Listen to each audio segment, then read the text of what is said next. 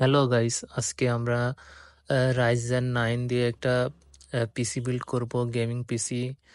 PCT Asus TUF gaming motherboard, সুয়েসকোসে কাস্টমার B650 মাদারবোর্ডটি এবং ওয়াইফাই সহ মাদারবোর্ডটি এখন আমরা আনবক্সিং করছি।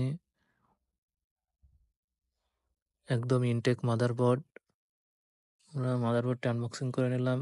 এরপর আমরা প্রসেসর AMD রাইজেন 9, রাইজেনের সর্বোচ্চ এটা খুবই স্পিরিট এবং প্রসেসরটা খুবই ভালো। গেমিং এবং প্রোগ্রামের ক্ষেত্রে এটি খুবই ভালো পারফরমেন্স দেয়। এটাই জাস্ট কুলারটা ভালো মানের দিলে এটার পারফরমেন্স অনেক ভালো পাওয়া যায় ইন্টেল থেকে। আর ইদানিং খুব রাইজন প্রসেসর দিয়েই পিসি বিল্ড বেশি হচ্ছে এবং কাস্টমার বা ক্রেতা সবাই এটা পছন্দ করতেছে। এরপরে আমরা লেক্সারের জেন 4 SSD লাগিয়ে দিচ্ছি মাদারবোর্ডে।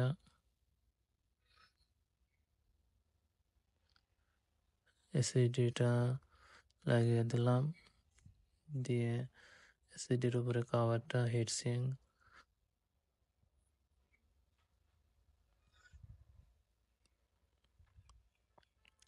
তারপর স্ক্রুগুলো টাইট দিয়ে দিচ্ছি।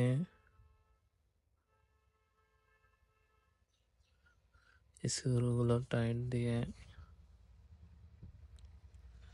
হয়ে গেলে আমরা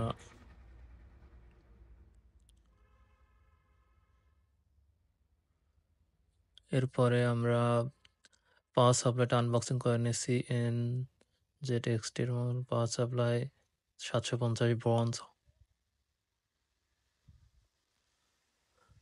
ইনটেক পাওয়ার সাপ্লাই আমরা বক্স থেকে ওপেন করব এখন। ওপেন করে এটা কেসিং এর ভেতর লাগিয়ে দেব। কেসিংটি জিগমাটিকের এবং কোলারও জিগমাটিকের।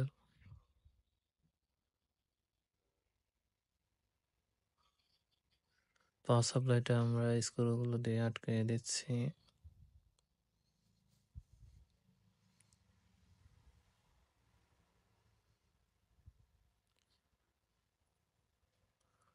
পাওয়ার সাপ্লাইটা খুবই ভালো মানের পাওয়ার সাপ্লাই।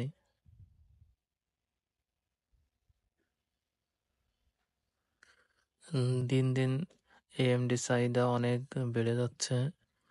রাইজন সিরিজ বা রাইজন দিয়ে আমরা বেশ কিছুদিন যাবতই রাইজন মানে AMD দিয়েই পিসি রেডি করতেছি। রাইজন 7, রাইজন 5, এবার রাইজন 9 আজকে আমরা তৈরি করতেছি।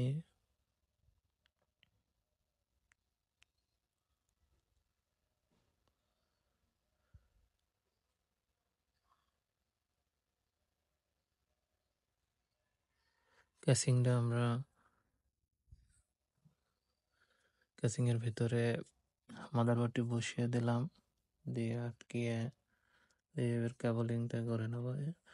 এরপরে আমরা কোলারটা বসিয়ে নিচ্ছি, জিগম্যাটিকের কোলার 360 ডিগ্রি। যেহেতু এটা একটু হিটিং ইস্যু আছে, এজন্য আমরা কাস্টমারকে 240 থেকে 360-এ ট্রান্সফার করছি।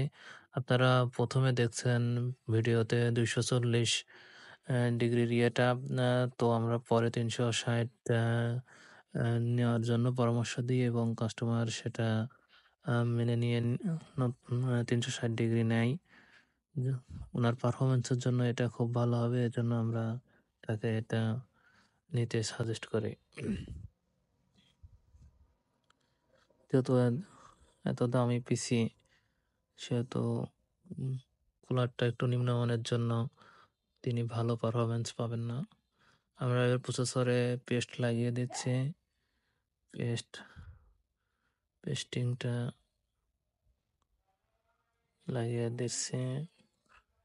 পেজটা মেবি একটু শুকাই গেছে, আর একটু চেঞ্জ করে লাগিয়ে দিচ্ছি। আমাদের স্টিংটা লাগিয়ে দেওয়ার পর কলারটা বসিয়ে দিলাম। কলার বসিয়ে দিয়ে কলারের স্ক্রুগুলো আটকিয়ে দিচ্ছি। আপনারা ভিডিওটি সম্পূর্ণ দেখলে ইন ডিটেল বুঝতে পারবেন আমরা কিভাবে পিসিটা তৈরি করলাম এবং কত সুন্দরভাবে।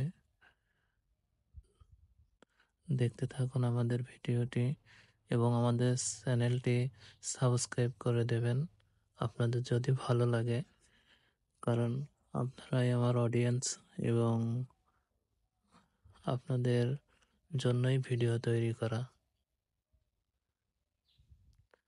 কোনো কোশ্চেন থাকলে কমেন্ট বক্সে করতে পারেন, আমি সময় করে এগুলোর উত্তর দিয়ে দেব। এবার আমরা র্যাম লাগিয়ে দিলাম পিএনও এর 6000 বাস DDR5 র্যাম।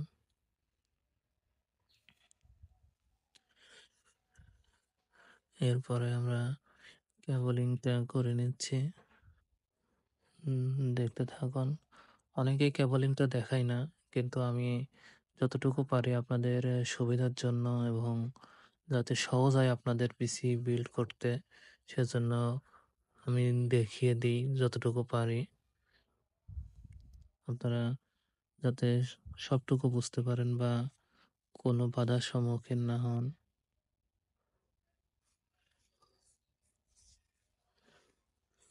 ভিডিওর ভিতরে ইন ডিটেল সবকিছুই রাখার চেষ্টা করি।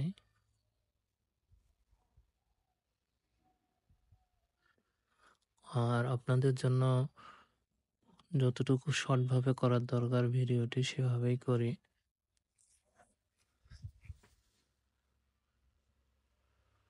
এবার 24 পিনের পাওয়ারটি লাগিয়ে দিচ্ছি।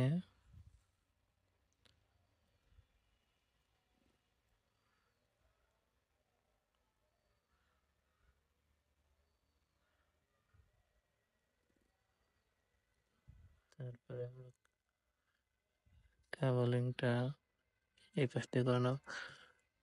এবার আমরা কন্ট্রোলারটা আনবক্সিং করলাম, রিমোট এবং কন্ট্রোলার।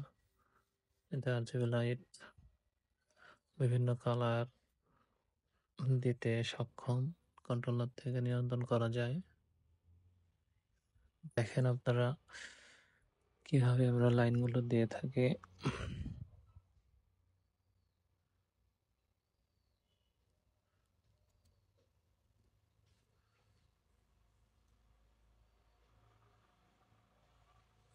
আমরা যখন পিসিটি বিল্ড করি, আমাদের সামনে সম্মানিত কাস্টমারটি আমাদের সামনেই ছিল, তিনি আমাদের পিসিটি বিল্ড করা দেখছে।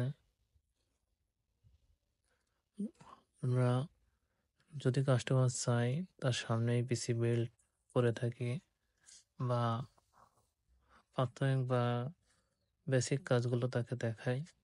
এবার আমরা মাদারবোর্ডটি আনবক্সিং করে গ্রাফিক্স কার্ডটি আনবক্সিং করে নিচ্ছি। আসুসের রেডিয়ন গ্রাফিক্স কার্ড এটা 760 সিরিজের। এটা